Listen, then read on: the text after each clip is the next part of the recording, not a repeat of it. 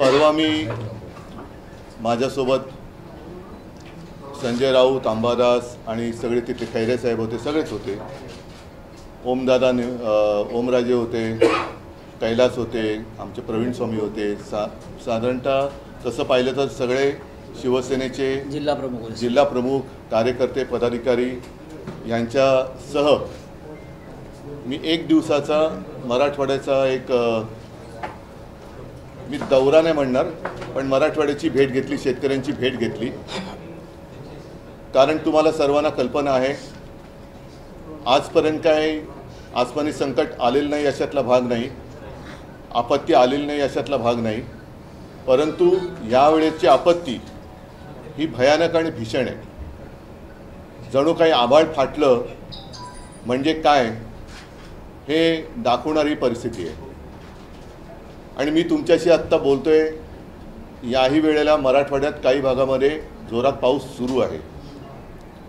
या पावसाने हातातोंडाशी आलेला शेतकऱ्याचा घास, आता हा केवळ शेतकऱ्याचा घास नाही तर आपल्या सगळ्यांचा घास हा अतिवृष्टीने हिरावून घेतलेला आहे. अनेकांच्या जमिनी खरडून गेलेल्या आहेत, पिकं तर उद्ध्वस्त झालीच, घरदारं वाहून गेलेली आहेत. जे मुलं बाळ आहेत त्यांची दप्तरं, वह्या, पुस्तकं, एका अर्थी तसं पाहिलं तर अख्खं आयुष्य त्यांचं वाहून गेलेलं आहे. आणि या संकटात भरीस भर म्हणून त्यांच्या डोक्यावरती कर्जाचं ओझं आहे. आपल्याला आठवत असेल आता साधारणतः 1 वर्ष होत आलं किंवा होईल, महाराष्ट्राच्या विधानसभा निवडणुका होत होत्या. तेव्हाही शेतकऱ्यांमध्ये एक असंतोष होता. तो असंतोष एवढ्यासाठी होता की त्यांच्या हातामध्ये पीक होतं, सोयाबीन वगैरे पीक होतं, कापूस होता. पण आत्ताचं सरकार तेव्हा होतं आणि हमीभाव देत नव्हते, हमीभाव खूप कमी देत होतं, म्हणून शेतकऱ्यांमध्ये रोष होता.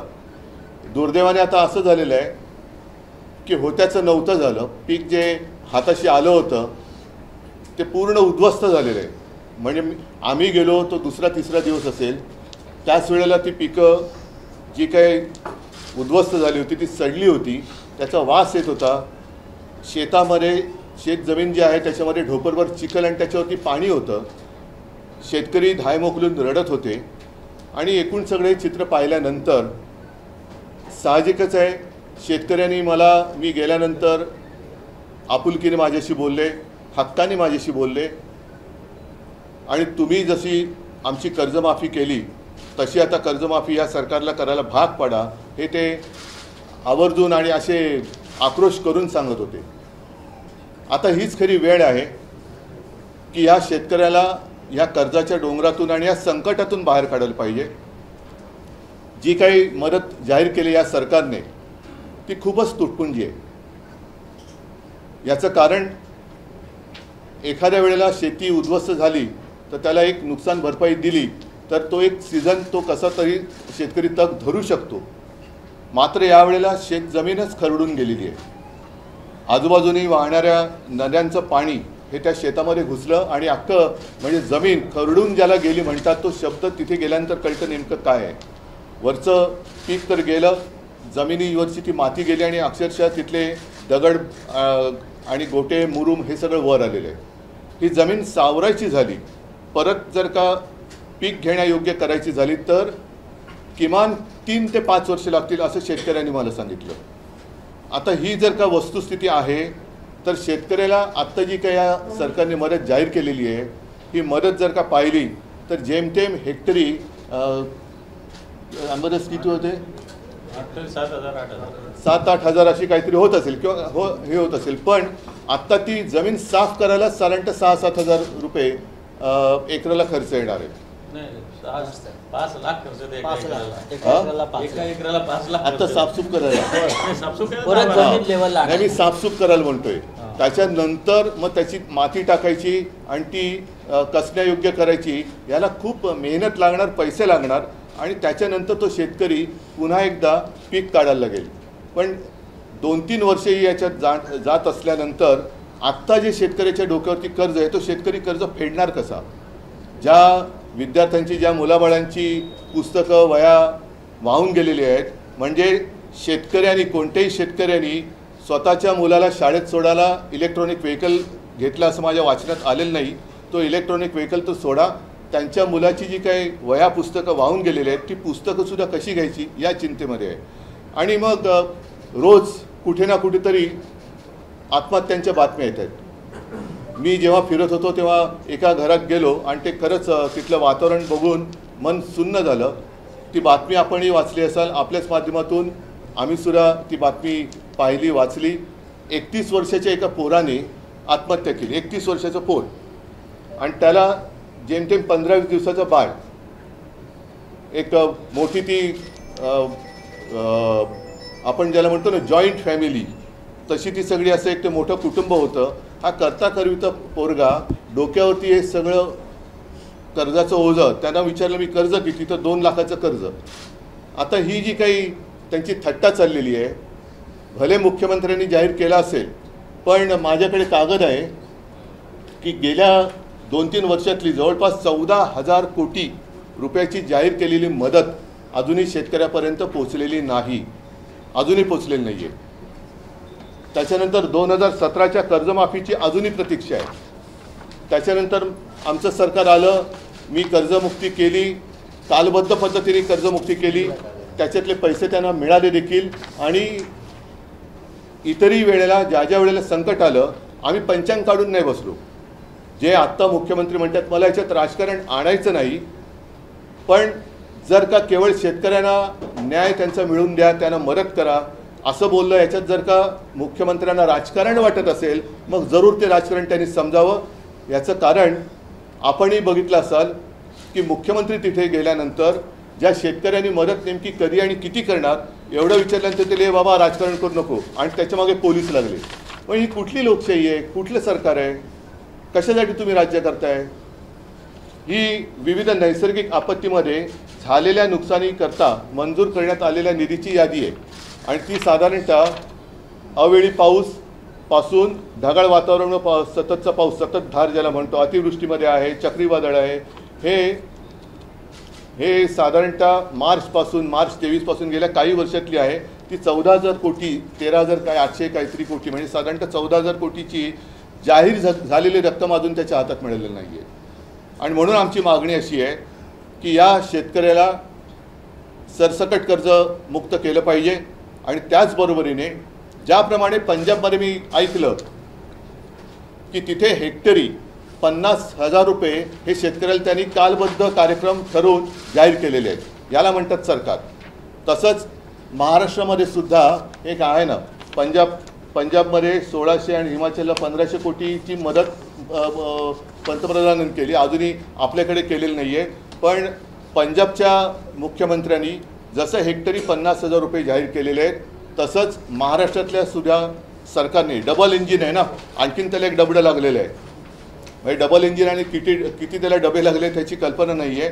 परत वरचं एक मोठं आहे धूर सोडणारं इंजिन, त्यांची मदत घ्या. कालच मुख्यमंत्री पंतप्रधानांना भेटले आणि महाराष्ट्राच्या परिस्थितीबद्दल चर्चा केली. आता चर्चा म्हणजे नेमकं काय केलं दिसतंय समोर, त्याची चर्चा काय करताय? आणि मग दयावान पंतप्रधानांनी सांगितलं की तुम्ही तुमचा प्रस्ताव पाठवा. कसला प्रस्ताव? समोर दिसतंय तुमच्या. आज केवळ महाराष्ट्रामध्ये निवडणुका नाही आहेत म्हणून पंतप्रधान इथे येत नाही आहेत का? बिहारमध्ये निवडणुका आहेत म्हणून पंतप्रधानांनी बिहारमध्ये आत्ताच निवडणुकीच्या पार्श्वभूमीवर तिथल्या महिलांची मतं मिळवण्यासाठी 10,000 रुपये त्यांच्या खात्यात केंद्राकडनं टाकलेले आहेत. 75 लाख महिला. म्हणजे तुमची मतचोरी पकडली गेल्यानंतर तुम्ही काय बिहार खरेदी करायला निघालात? बिहार तुम्हाला काय खरेदी विक्रीची गोष्ट वाटली? आणि अजूनही आमच्या लक्षात आहे की 5-7 वर्षापूर्वी बिहारच्याच निवडणुकांमध्ये ह्याच पंतप्रधानांनी जवळपास 1.25 लाख कोटीची मदत तिकडे जाहीर केली होती. ती मदत मिळाली की नाही मिळाली मला कल्पना नाही. बिहारला मदत केल्यामुळे किंवा मदत करत असल्यामुळे आमच्यात पोटदुखी नाही आहे. पण ज्या महाराष्ट्राने तुम्हाला तुमच्या मते भरभरून मतदान केलं, तो महाराष्ट्र, त्या महाराष्ट्रातला शेतकरी आज संकटात असताना तुम्ही प्रस्तावाची वाट बघताय. हे सरकार आहे, कुचकामी सरकार आहे. आणि म्हणून अजूनही आम्ही याच्यात राजकारण आणत नाही. आज मी मुख्यमंत्र्यांना असं म्हणा, शेतकऱ्यांच्या वतीने हात जोडून विनंती करतोय की तुम्ही शेतकऱ्यांना कर्जमुक्त करा आणि तुम्ही शेतकऱ्याला हेक्टरी 50,000 रुपये हे तात्काळ जाहीर करून कालबद्ध स्वरूपामध्ये त्याचं वाटप करा. बँकांच्या नोटिसी ज्या शेतकऱ्याला जात आहेत त्या पहिल्या नोटिसी थांबवा आणि त्या कर्जाची जबाबदारी ज्याप्रमाणे हेही सुद्धा मी मध्ये वाचलं होतं की काही साखर कारखानदार आहेत त्यांच्याकडे ज्याची थकबाकी आहे त्या थकबाकीदार साखर कारखानदारांच्या कर्जासाठी सरकार जसं हमी देतं, स्वतः सरकार हमी राहतं. आत्ताच मला वाटतं काही हजार कोटींची त्यांनी हमी दिली. म्हणजे तुम्ही कर्ज बुडवलं तर सरकार जबाबदारी घेईल. तशीच हमी या गोरगरीब शेतकऱ्याच्या कर्जाची आता सरकारने घ्यायला पाहिजे. शेतकरी जेव्हा कर्ज मागायला जातो तेव्हा त्याला सगळं काही गहाण टाकावं लागतं. अगदी बायकोचं मंगळसूत्र जे मोदी सांगत होते की तुमचं मंगळसूत्र चोरून दुसऱ्या कोणाला देतील, त्या शेतकऱ्याच्या मंगळसूत्राची किंमत आता या सरकारला किती आहे हे आम्हाला कळेल. आणि म्हणून ह्या दोन मागण्या आम्ही महत्त्वाच्या करतो आहोत. पीएम केअर फंडची तुम्ही मागणी केली होती, त्यातनं पैसा द्यावा. तर पीएम केअर फंड संदर्भात काल मुख्यमंत्र्यांनी स्पष्टीकरण देताना म्हटलं की कोरोनासाठीचे जे पैसे होते ते खर्च केले नाही आणि त्यामुळे कॅग म्हणते की कोरोनासाठीचे पैसे होते आणि ते देता येणार नाही. मला आता एका गोष्टीवरती गाढ विश्वास बसलेला आहे की भाजपला प्रशासन चालवता येत नाही. ना केंद्र सरकार म्हणून त्यांना प्रशासन चालवता येतं, ना राज्य सरकार म्हणून प्रशासन चालवता येतं. भाजप आणि प्रशासन यांचा दुरान्वयाने संबंध नाही. ह्याचं कारण असं, मी ह्याच्यामध्ये अजूनही म्हणतोय की राजकारण आणू इच्छित नाही, पण ज्याप्रमाणे भाजपच्या उत्तर प्रदेशच्या सरकारने गंगेमध्ये जिथे कुंभमेळा केला, ज्या कुंभमेळ्यामध्ये स्नान केल्यानंतर सगळी पापं धुतली जातात अशी एक धारणा आहे, त्या गंगेमध्ये यांनी तिथे मृत्युमुखी पडलेल्या करोनाग्रस्त जी काही शवं होती, मृतदेह होती, ती सोडून दिली होती. गुजरातमध्ये सार्वजनिक चिता पेटल्या होत्या. माझं मुख्यमंत्र्यांना आव्हान आहे, तुम्ही पहिले हे जाहीर करा. एकतर पंतप्रधान मदत निधी, जसं मुख्यमंत्री निधीची माहिती तुम्हाला आहे, मी तुमच्याशी बोलायला तयार आहे. मुख्यमंत्री निधीतनं कदाचित या म्हणून मी म्हटलं ना, भाजपला माहिती नाही आहे, प्रशासनाचा त्यांचा सुतराम संबंध नाही. तेव्हा कोविड केअर सेंटर्स ही संपूर्ण देशात महाराष्ट्रात जेवढी उभारली गेली ती कशी उभारली गेली. लसीकरण केंद्र ही 1 ते 2 होती, ती 600च्या वरती आम्ही केली. रुग्णशय्या वाढवल्या, ऑक्सिजनचे प्लांट टाकले, हे सगळे हे त्यावेळेला आम्ही केलंच ना. पण त्याही परिस्थितीत आम्ही कर्जमुक्ती केली होती, हे त्यांनी विसरता कामा नये. पंतप्रधानांनी स्वतःच्याच रिकाम्या थाळ्या बडवायला सांगितल्या होत्या. त्यावेळेला आम्ही जनतेला 5 रुपयात शिवभोजन दिलं होतं, हे मुख्यमंत्र्यांनी विसरता कामा नये. आणि मला असं वाटतं की या विषयावरती आपण जरूर बोलू शकतो. मात्र आत्ता ताबडतोब पंतप्रधान मदत निधी जो आहे त्याच्याबद्दल कोणालाच माहिती नाही. त्याच्यात लाखो करोड रुपये तुम्ही पैसा कुठून आणायचा हा प्रश्न विचारता तुम्ही, म्हणजे ते म्हणून मी त्याला उत्तर दिलं की प्राईम मिनिस्टर केअर फंड काय पीएम केअर जो काय फंड आहे त्यातून हजारो कोटी आता पंतप्रधान येत आहेत परवा, त्यांनी किमान महाराष्ट्राला 50,000 कोटी रुपये जाहीर केले तर महाराष्ट्रावरचं, कारण केवळ मराठवाडा नाही, महाराष्ट्रावरचं संकट बऱ्यापैकी दूर होऊ शकतं. नाहीतर मग पीएम कोणाची केअर घेत आहेत? पीएम केअर म्हणजे कोणाची केअर? आत्ताच ते द्या ना. बाकी करोना काळातलं काढायचं असेल ना उणं माझी तयारी आहे. तुम्ही काय केलं, आम्ही काय केलं याच्यावरती चर्चा होऊ शकते. पण दरवेळेला अंगलट आल्यानंतर फाटाफोड्याची मुख्यमंत्र्यांची जी काही सवय आहे त्याच्यात मी त्या सापळ्यात मी अडकणार नाही. आत्ता पहिलं माझ्या महाराष्ट्रातल्या शेतकऱ्याला कर्जमुक्त करा आणि त्याला हेक्टरी 50,000 रुपये हे मदत करा, ही आमची मागणी आहे. उद्धवजी, पण त्यात मुख्यमंत्र्यांचं असं म्हणणं आहे की पंतप्रधानांनी सांगितल्यानंतर हा एक विशेष निधी करण्यासाठी राज्याच्या मुख्यमंत्र्यांना परवानगी मिळाली. आणि त्यात आणखीन एक सांगतो, त्यात नाही ऐका, त्यात एक सांगतो, त्या समजा 600 कोटी जमले असतील त्याच्यात एक मिनिट, त्याच्यामध्ये भाजपच्या सगळ्या आमदार खासदारांनी सगळे पैसे हे पीएम केअर फंडात दिले होते. त्याच्यामुळे देवेंद्र फडणवीसांना महाराष्ट्राच्या मुख्यमंत्री सहायता निधीबद्दल बोलण्याचा अधिकारच नाही आहे. तुम्ही पुढे बोला. आता एक दुसरा विषय आणखीन असा आहे की परत एकदा हिंदुस्थान आणि पाकिस्तानचा सामना येत्या रविवारी होतोय, म्हणजे उद्या. हा निर्लज्जपणाचा कळस झाला, बेशर्मीचा कळस झालेला आहे. एका बाजूला आपल्या सैन्यासाठी सोलारचे टेंट बांधून देणारी टेक्नॉलॉजी देणाऱ्या सोनम वांगचुक यांना देशद्रोही ठरवलं जातं, त्यांना अटक केली जाते, रासुकाखाली अटक केली जाते आणि जो देश आपल्या देशामध्ये आतंकवादी घुसवतोय, म्हणजे खरे अतिरेकी ज्यांना जे घुसवत आहेत त्यांच्याबरोबर हे क्रिकेट खेळत आहेत, हे यांचं देशभक्तीचं ढोंग आहे. आणि म्हणून मी तुमच्या माध्यमातून सर्वांना आवाहन करतोय की गेले 2 सामने, दुसरा सामना तर खरी झालं कोणालाच कळलेलं नाही आहे, उद्याच्या सामन्यावरती सुद्धा सगळ्यांनी माझ्या मते जे जे देशभक्त आहेत त्यांनी बहिष्कार टाकावा. त्याचप्रमाणे जे प्रायोजक आहेत, जाहिरातदार आहेत, त्यांनासुद्धा सांगतो की अरे तुम्हीसुद्धा तुमच्यातली देशभक्ती जरा दाखवा. तुमची उत्पादनं ही आपल्या देशात होतात, तुमच्या उत्पादनासाठी सगळ्यात मोठी बाजारपेठ ही आपला देश आहे. त्याच्यामुळे तुम्हीसुद्धा देशाचा जो शत्रू आहे त्याच्याबरोबर खेळण्याच्या सामन्यामध्ये कुठेही स्पॉन्सरशिप देऊ नका, हे मी त्या प्रायोजकांना सुद्धा आवाहन करतोय. सर, आज नाशिक कोर्टाच्या इमारतीचा उद्घाटन सोहळा झाला आहे. भूषण गवई त्या कार्यक्रमाला होते. त्याचं ज्यावेळी भूमिपूजन झालं त्यावेळी तुम्ही मुख्यमंत्री होतात आणि पुन्हा भेटू उद्घाटनाला असं म्हटलं होतं. भूषण गवई म्हणतात उद्धव ठाकरेंचा योग नव्हता. ठीक आहे, त्याच्याबद्दल मी नंतर बोलेन. आता माझ्यासमोर प्रश्न हे 2 प्रश्न आहेत. एक तर माझा महाराष्ट्र म्हणजे आपला महाराष्ट्र, त्या महाराष्ट्रातला शेतकरी आणि नुसता शेतकरीच नव्हे तर एका घरात मी गेलो तर आपण बघितलं असाल, एक गाडीत बसताना एक महिला, गरीब महिला होती. ती म्हणाली, साहेब माझ्या घरात आजसुद्धा पाणी आहे, आमच्या गरिबाच्या घरात कोणी येत नाही, तुम्ही येऊन बघा. मी जाऊन बघितलं आणि ती लहान पोर होती तिकडे, तिचं नाव परी.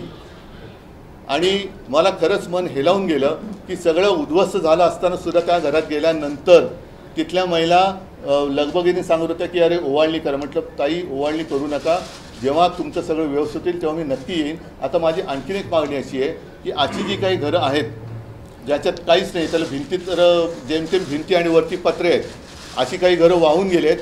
तुमची प्रधानमंत्री आवास योजना ही काय आहे नेमकं भानगड? या अशा घरांना, कच्ची घरं जी आहेत त्या घरांना तुम्ही पक्की घरं द्या ना. पक्की घरं का देत नाहीत? प्रधानमंत्री आवास योजना तिकडे पाहिजे. इकडे शहरामध्ये ती घरं बांधून काय उपयोग नाही. शहरामध्ये घरं बांधली जातात, ती घरं बांधणारी यंत्रणा वेगळी आहेच, पण गोरगरीब ज्याप्रमाणे ज्या घरात राहतोय, तुम्हाला आणखीन एक आठवत असेल की जो आपल्याकडे लातूरला भूकंप झाला होता, तिकडे घरं पडली होती कारण ती मातीची घरं आहेत सगळी, तर तिथे पक्की घरं द्या, त्याला काम करा ना. प्रशासन म्हणून मी म्हणतोय परत की भाजपला सरकार चालवता येत नाही, याच्यावरती आता माझा अंधविश्वास नाही तर डोळस विश्वास आहे. उद्धवजी या सगळ्या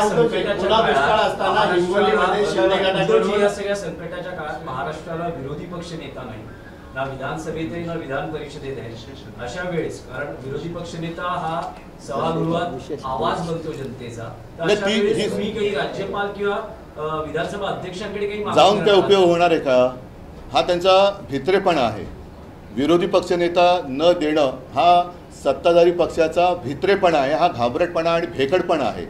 मी तर असं म्हणतो की महाराष्ट्रावरती जे संकट आलेलं आहे त्याच्यावरती चला आम्ही राजकारण बाजूला ठेवायला तयार आहोत. आम्ही तुमच्याबरोबर सोबत येतो. तुम्ही खास अधिवेशन बोलवा विधिमंडळाचं, त्याच्यामध्ये चर्चा करू आणि सर्वानुमते महाराष्ट्राला कशी मदत करायची सगळे मिळून केंद्र सरकारकडे जाऊ आणि महाराष्ट्राला मदत करू. विशेष अधिवेशन बोलवा, आम्ही देतो सहकार्य तुम्हाला. मी केवळ विरोधाला विरोध करत नाही आहे, पण जेव्हा सरकार म्हणून आपली जबाबदारी झटकू पाहतं तेव्हा मात्र मला नक्की राग आल्याशिवाय राहत नाही. ओला दुष्काळ असताना एकीकडे हिंगोली जिल्हा प्रमुख जे आहे शिंदे गटाचे, त्यांनी गौतमी पाटील आणि माधुरी पवारचा डान्सचा कार्यक्रम आहे. त्यांचा आखलेचा दुष्काळ याच्यात दिसतो. मला जास्त वेळ बोलायचं ठीक आहे. शिवसेनेच्या दसरा मेळाव्याबाबतीत काय, कारण राज्यात पावसाचा आणि मुंबईतही पाऊस होतोय, शिवतीर्थावरती हा दसरा मेळावा होईल आणि मला वाटतं सकाळी संजय राऊत बोललेले आहेत की जर शेतकरी आणि सगळे त्यांचा आयुष्याचा चिखल झालाय तर आम्ही महाराष्ट्राचे प्रश्न उचलण्यासाठी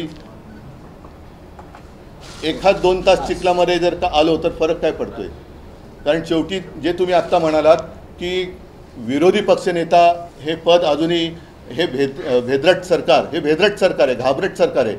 पाशवी बहुमत असलं तरी यांच्यामध्ये टोळ्यांचं सरकार आहे, हे ते घाबरते विरोधी पक्षनेतेपद द्यायला. आणि त्याच्यासाठी जनतेचा आवाज बुलंद करण्यासाठी मी शिवाजी पार्कलाच दसरा मेळावा घेण्याचं ठरवलेलं आहे.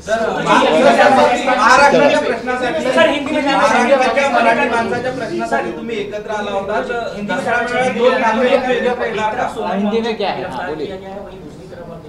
में इतनी समस्याएं हैं, क्रिकेट को लेकर नहीं पहले क्या शुरुआत करी।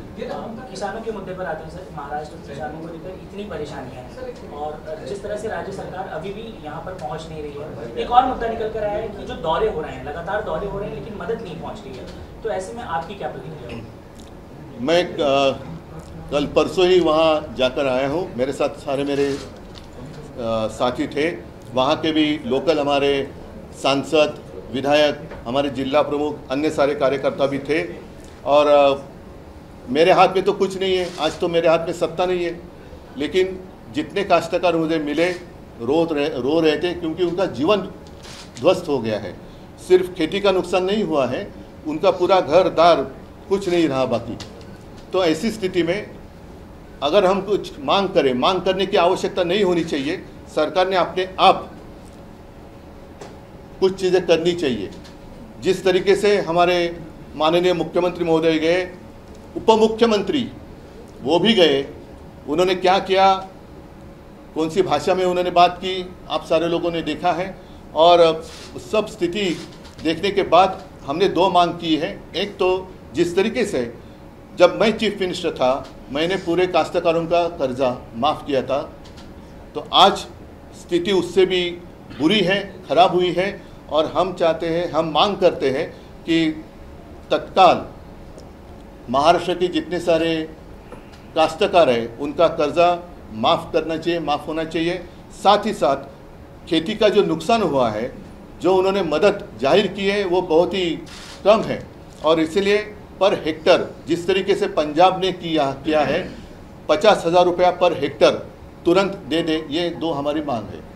सर, मुख्यमंत्री का कल बयान आया, उन्होंने कहा कि कोरोना के समय पीएम केयर फंड का इस्तेमाल नहीं हुआ और इसलिए अब राज्य सरकार उसका उपयोग नहीं कर पा रही है। मुझे दया आती है मुख्यमंत्री जी की स्थिति पर, और मेरा तो अब विश्वास है कि भारतीय जनता पार्टी और प्रशासन का कुछ भी संबंध नहीं है। इन लोगों को सरकार चलानी नहीं आती है, ना ही केंद्र की सरकार वो चला सकते हैं, ना ही राज्य की सरकार। कोरोना के समय में जिस तरीके से उत्तर प्रदेश में जहाँ पर कुंभ मेला हुआ था, और माना जाता है कि माता गंगा हमारी पवित्र नदी है, जिसमें अगर स्नान करते हैं तो पवित्र हो जाते हैं, ऐसे हमारी मान्यता है। उसी गंगा में उन्होंने जितने सारे मृत्यु हुए थे कोरोना के समय में, उनकी सारी लाशें वहाँ ऐसी छोड़ दी थी। क्या ये प्रशासन है? गुजरात में जिस तरीके से सार्वजनिक मतलब पूरे मैदान में चिता जल रही थी, वो चित्र आपने महाराष्ट्र में नहीं देखा। और महाराष्ट्र में जितने महाराष्ट्र में काम हुआ था, कोविड केयर सेंटर्स, फिर जो टीका, इन्होंने टीका महोत्सव भी किया था। टीका महोत्सव करो, ये महोत्सव करो, कोरोना महोत्सव करो। खाली थाली हमने बजाने के लिए नहीं दी थी, हमने शिव भोजन, पूरा भोजन 5 रुपये में गरीब लोगों के लिए उपलब्ध करके दिया था। दवाइयों की हमने सब पूरी दवा थी, फिर वैक्सीन, कोविड केयर सेंटर, जितना काम कोविड के समय में महाराष्ट्र की सरकार ने किया था, मुझे नहीं पता कि अन्य राज्यों में, खास करके जितना भारतीय जनता पार्टी की सरकार जहाँ भी है वहाँ काम हुआ था। खैर, मैं अब उस विषय में नहीं जाना चाहता। पहले पीएम केयर फंड जो है उससे पैसा ले लो और मेरे काश्तकारों को दे दो। क्रिकेट का आप पूछ रहे थे, पाकिस्तान का कल मैच हो रहा है, फाइनल है, मांगचू को गिरफ्तार किया गया है। नहीं, पहला क्रिकेट का होने दो। क्रिकेट का जो बात, क्रिकेट पर जिस तरीके से हम बात कर रहे हैं, बहुत ही दुर्भाग्य की बात है। हमें ऐसे लगा था जब मोदी जी प्राइम मिनिस्टर नहीं बने थे, तो वो रजत शर्मा की एक क्या इंटरव्यू में उन्होंने कहा था कि उनको, पाकिस्तान को उन्हीं की भाषा में जवाब देना चाहिए। पाकिस्तान आके मार के जाता है और हम अमेरिका के पास जाते हैं, देखो उन्होंने मारा, जैसे कि वैसा। और एक लगा था कि अरे कुछ तो है, लेकिन अब जिस तरीके से व्यवहार हो रहा है, मतलब सोनम वांगचुक जिन्होंने अपने जितनी फौज है वहाँ, तो आपने देखा होगा कि जो एनवायरनमेंट, ठंड होती है तो बहुत ही कड़ी ठंड होती है और वहाँ रहना मुश्किल होता है। ना बिजली का पता है, ना पानी की कोई कुछ व्यवस्था है। और ऐसी स्थिति में उन्होंने एक टेक्नोलॉजी डेवलप की है, सोलर टेंट। मतलब जो वांगचुक अपने फौज के लिए इतना काम कर रहे हैं, उनको आपने देशद्रोही ठहराया और उनको रासुका के अंदर अरेस्ट किया। और जो देश पाकिस्तान हमारे देश में आतंकवाद फैला रहा है उनके साथ आप क्रिकेट खेल रहे हैं, ये कौन सी देशभक्ति आपकी? और मैं आपके माध्यम से सारे देशभक्तों को आह्वान मतलब विनती कर रहा हूँ, पिछले 2 मैच में जैसे आपने बहिष्कार किया था वैसे कल के मैच का बहिष्कार करें। और ख़ास कर जितने सारे स्पॉन्सर्स हैं उनको भी कहता हूँ कि अरे कुछ तो अपने देश के लोग हैं उनकी कदर करो।